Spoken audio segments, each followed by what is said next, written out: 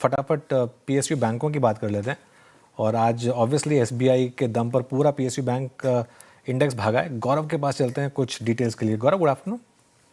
जी हाँ, अगर हम बात करें पीएसयू इंडेक्स की तो आज लगभग 3% से भी ज़्यादा अपटिक हमें देखने को मिली और इसके की 3-4 रीजंस है। सबसे पहले बात करते हैं एसबीआई के नंबर्स की। अगर हम इस बैंक की बात करें तो इंडिया का सबसे बड़ा बैंक होते हुए भी अगर हम क्रेडिट ग्रोथ को देखें तो 15.6% का क्रेडिट ग्रोथ इस क्वार्टर में बैंक ने दिखाया है। इनफैक्ट उन्होंने उनका जो क्रेडिट गाइडेंस है, ग्रोथ गाइडेंस, वो भी बढ़ाया है। 12 to 14% से अभी 13 to 15% किया है, जो कि और कॉन्फिडेंस दिखाता है इस ग्रोथ मोमेंटम को ऐसे ही सस्टेन रहेगा ये दिखाने के लिए। दूसरी अगर हम बात करें एसेट क्वालिटी की तो नेट एनपीए जो है वो अभी 20 साल के लेवल में सबसे कम है। और इसी के साथ साथ अगर हम बात करें ओवरऑल प्रॉफिट की तो इस क्वार्टर में बैंक ने 24% से जो प्रॉफिट है वो बढ़ाया है, लगभग 20% हायर था अगर हम एस्टीमेट से कंपेयर करें तो। इसी के साथ साथ अगर हम ओवरऑल पीएसयूज़ की बात करें तो इस रिजल्ट सीजन में कहीं पे हमने देखा है कि पीएसयूज़ के जो नंबर्स थे वो कुछ हद तक अच्छे थे और एक्सपेक्टेशन से ज़्यादा अच्छे आए हुए थे। सबसे पहले बात करते हैं कुछ ऐसे बैंक्स की जहाँ पे हमने अच्छे नंबर्स देखे थे, जिसमें आता है bank of India. Net interest margin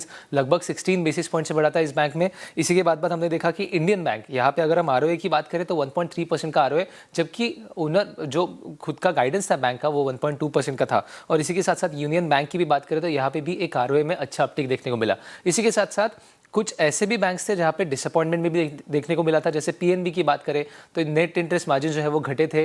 Canara bank की बात करें तो यहाँ पे भी जो नेट इंटरेस्ट मार्जिन है वो लगभग 5 बेसिस पॉइंट से घटे थे, जबकि स्ट्रीट का एक्सपेक्टेशन था कि कहीं पे नेट इंटरेस्ट मार्जिन बढ़ेंगे। बट इसी के साथ साथ एक नया ट्रिगर जो है इस बैंकिंग सेक्टर के लिए देखने को मिला, जो कि स्पेसिफिकली पीएसयू बैंक्स के लिए पॉजिटिव रहेगा, जो कि है डीआईसीजीसी का जो इंश्योरेंस प्रीमियम है वो कम कर दिया है आरबीआई ने। अगर हम बात करें ओवरऑल डिपॉजिट्स की तो लगभग 5 लाख तक के डिपॉजिट जो है वो इंश्योर्ड होता है आरबीआई की तरफ से, और इसके लिए बैंक्स जो है एक छोटू सा प्रीमियम भरती है। 100 रुपए के डिपॉजिट के लिए लगभग 12 पैसे का प्रीमियम जो है वो भरा जाता है बैंक की तरफ से, और ये जो प्रीमियम है वो फ्लैट रेट पे हर एक बैंक को भरना पड़ता है। अभी आरबीआई ने कहा है कि बैंक्स को कैटेगराइज किया जाएगा ए, बी, सी और डी में, और इस कैटेगरी के हिसाब से ये जो प्रीमियम है वो कम होते जाएगा। अगर बैंक ए कैटेगरी में रहेगा तो ये जो प्रीमियम है वो लगभग 8 पैसे का रहेगा, जो कि पहले 12 पैसे का था।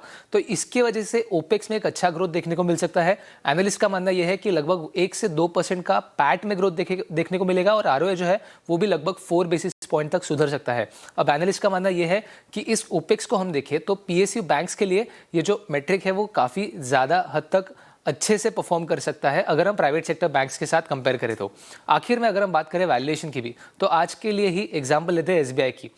इतने अच्छे परफॉर्मेंस के बाद भी अगर हम एसबीआई का वैल्यूएशन देखें तो ये जो टॉप 4 बैंक्स है उसके मुकाबले में कहीं पे कम है, जो कि डिस्काउंट पे है। तो इसके आगे ये दिखाता है कि पीएसयू बैंक्स में और भी ग्रोथ है, और इसी के साथ साथ वैल्यूएशन जो है वो भी कंफर्टेबल लेवल पे है। और इसी सब के वजह से आज अगर हम बात करें पीएसयू बैंक्स इंडेक्स की तो एक टॉप गेनर की तरफ से भी हमने देखने को मिला था पीएसयू बैंक्स इंडेक्स, और इसके साथ साथ हर एक कॉन्स्टिट्यूएंट जो है पीएसयू बैंक्स इंडेक्स में वो आज ग्रीन में है। तो ऑल इन ऑल अच्छे रिजल्ट्स, इसी के साथ साथ कुछ अच्छे जो पुश जो है, टेलविंड जो है वो भी हमें देखने को मिल रहा है, और वैल्यूएशन जो है वो भी काफ़ी ज़्यादा फेवरेबल है ओवरऑल पीएसयू बैंक्स को लिए।